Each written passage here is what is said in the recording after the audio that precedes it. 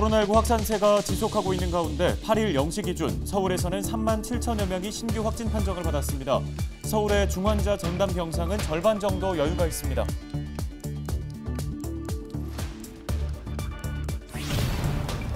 제20대 대통령 선거일인 9일 은평과 양천에서는 200여 개 투표소에서 본투표가 진행됩니다. 본투표는 주소지 관할 지정 투표소에서만 투표를 할 수 있고 확진자는 일반 유권자 투표가 끝나는 오후 6시부터 투표할 수 있습니다.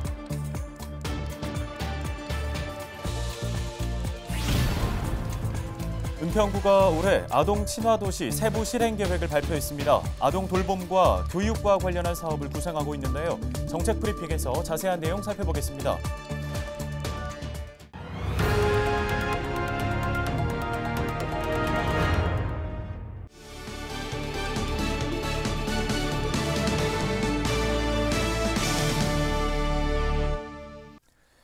여러분 안녕하십니까? 헬로티비 뉴스입니다. 먼저 코로나19 소식입니다. 8일 0시 기준 서울시의 신규 확진자는 37,484명 발생했습니다.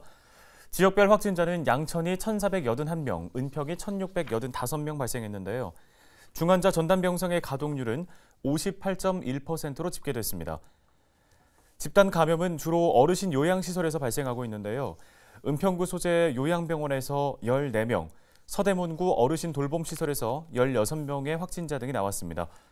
현재 서울에서 치료 중인 재택치료자는 21만 3,590명입니다. 서울 시민의 백신 접종률은 2차가 87.4%, 3차는 61.1%를 보이고 있습니다. 제20대 대통령 선거일인 9일 은평, 양천 지역에서는 200여 개 투표소에서 본투표가 진행됩니다. 유권자는 지정된 주소지 관할 투표소에서만 투표할 수 있으며 반드시 신분증을 지참해야 합니다. 자신의 투표소는 집으로 배달된 선거 공보물이나 중앙선거관리위원회 홈페이지에서 확인할 수 있습니다. 코로나19 확진자와 격리자는 오후 5시 50분부터 투표 목적으로 외출이 가능하고 일반 유권자의 투표가 끝나는 오후 6시부터 7시 30분까지 투표에 참여할 수 있습니다.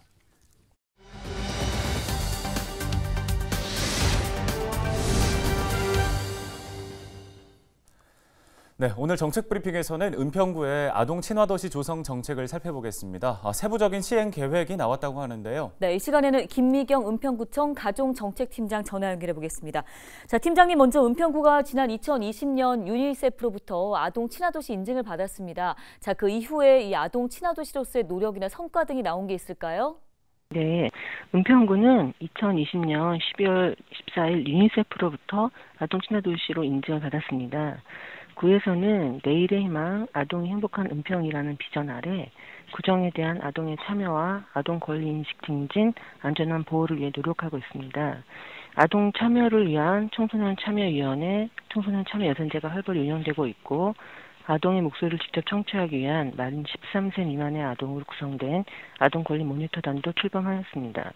아동의 전적 발달을 위한 아동 놀이권, 노는 은평 크는 아이 사업을 비롯해 공교육을 보완하여 다양한 상상과 체험이 가능한 마을 교육 지원 사업도 추진하고 있으며 아동이 적절한 생활 수준을 누리고 기본적인 보건 서비스를 가질 수 있도록 모든 출생 아동 대상 보편 방문 서비스를 제공하고 전국 최초로 임산부와 영유아 자녀를 둔 가정에 이동 서비스를 제공하는 아이만 택시도 운영하고 있습니다. 네, 올해 아동 친화도시 조성 시행 계획도 나왔죠. 어떤 사업이 추진될 예정인지 궁금합니다.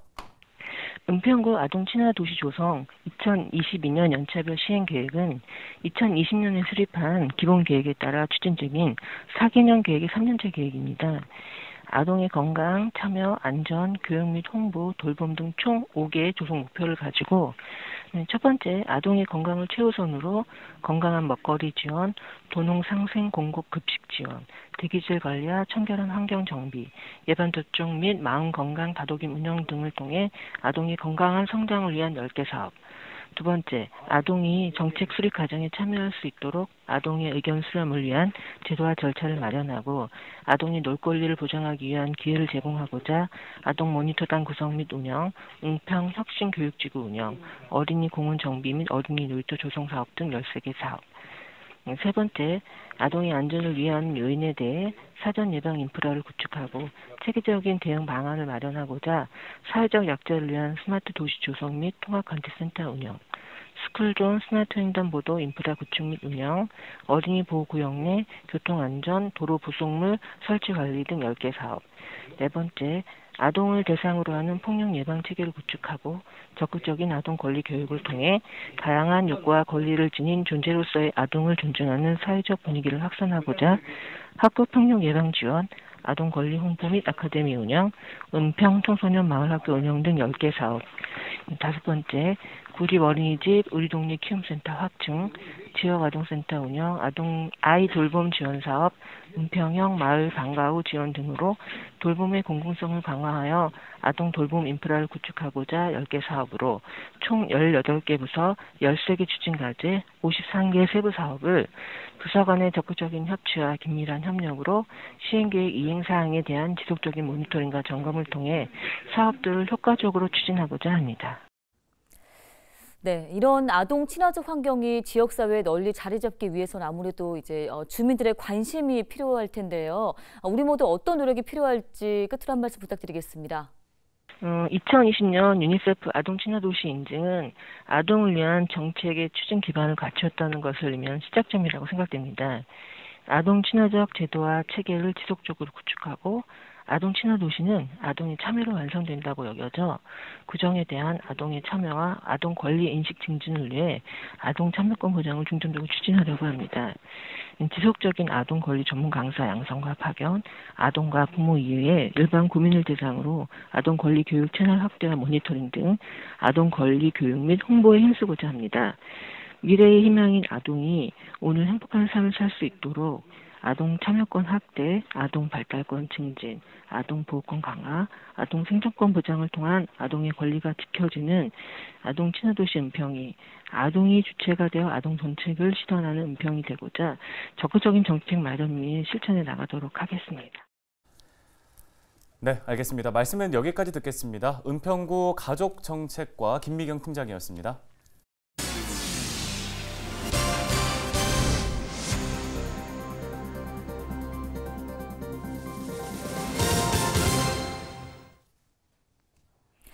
최근 리모델링을 추진하는 아파트 단지들이 늘고 있습니다. 낡은 시설을 개선하고 아파트의 가치를 높이기 위해서인데요. 그렇다면 재건축과의 차이점은 무엇이고 또 어떤 점을 고려해야 할까요? 김진재 기자가 취재했습니다. 지은 지 25년 된 양천구 목동의 한 아파트. 리모델링 사업 추진에 대한 주민 설문이 진행 중입니다. 재건축 연한을 채우지는 못했지만 시설 노후로 주민 불편이 커지자 아파트 리모델링을 고려하고 있는 겁니다. 주차 문제도 지금 현재 심각한 편이고요. 그다음에 시설들이 노후화돼서 나타나는 그 여러 가지 불편한 사항들이 나타나고 있고 여러 가지 면에서 좀 어떻게 보면 이 불편한 점을 개선할 필요가 있다. 양천구 아파트의 약 60%는 준공 이후 20년 이상 된 아파트입니다. 시간이 지날수록 시설 노후와 주차 문제 등 주민들의 불편이 커지고 있는데요. 하지만 재건축은 요건이 까다롭다 보니 시설 개선을 위해 리모델링을 선택하는 단지들이 나타나고 있습니다. 올해 3월 기준 주민 동의를 거쳐 리모델링 조합을 설립한 양천구 아파트 단지는 3곳. 현재 리모델링을 논의 중인 단지들이 있다는 점을 고려하면 그 수는 더 늘어날 수 있습니다. 재건축과 리모델링은 여러 부분에서 차이가 있습니다. 리모델링은 안전진단 C등급 이상이면 가능하고 아파트 최소 연한이 재건축의 절반인 15년입니다.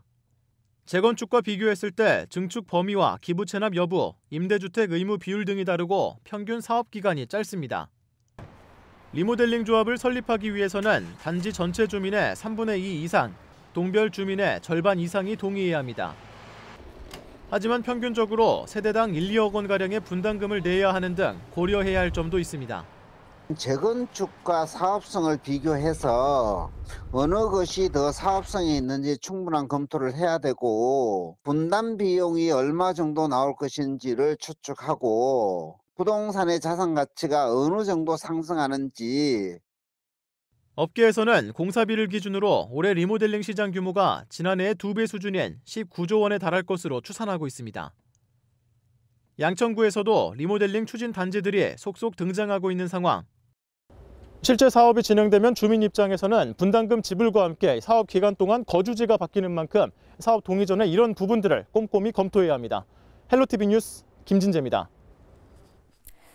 은평구가 미취업 청년에게 취업장려금 50만 원을 지급합니다. 지원 대상은 공고일인 3월 14일 기준 은평구에 주민등록된 만 19세에서 34세 청년인데요. 최종 학력 졸업 이후에 2년 내에 고용보험에 가입되지 않은 미취업자여야 합니다. 고용보험 가입자의 경우에도 주 26시간 이하 근로자이거나 3개월 이하의 단기 근로자는 신청 가능합니다. 다만 대학교 또는 대학원에 재학 중이거나 휴학 중인 경우를 비롯해 현재 군 복무자, 실업급여 대상자, 사업자 등록 중인 청년은 지원 대상에서 제외됩니다. 신청 기간은 오는 14일부터 5월 31일까지인데요. 서울 청년 포털에서 온라인으로 접수 가능합니다. 은평구는 지원 대상으로 선정된 청년에게 1인당 50만 원의 모바일 은평사랑 상품권을 지급할 예정입니다. 양천구가 오는 18일까지 22기 청소년 구정평가단 신규 단원 150명을 선착순으로 모집합니다. 청소년 구정평가단은 청소년의 시각에서 구의 제도 개선을 위한 아이디어를 제안하고 청소년 관련 주요 행사와 프로그램을 모니터링하는 등의 활동을 하게 됩니다. 모집 대상은 양천구에 거주하거나 양천구 소재의 초중고등학교에 재학 중인 만 9세 이상 18세 이하 청소년입니다. 활동을 희망하는 청소년은 양천구청 홈페이지 통합이약 포털을 통해 선착순으로 접수 가능합니다. 22기 양천구 청소년 구정평가단은 다음 달 1일부터 내년 3월 31일까지 1년 동안 활동하게 됩니다. 오늘 저희 헬로티비 뉴스가 준비한 소식은 여기까지입니다. 네, 시청해주신 여러분 고맙습니다.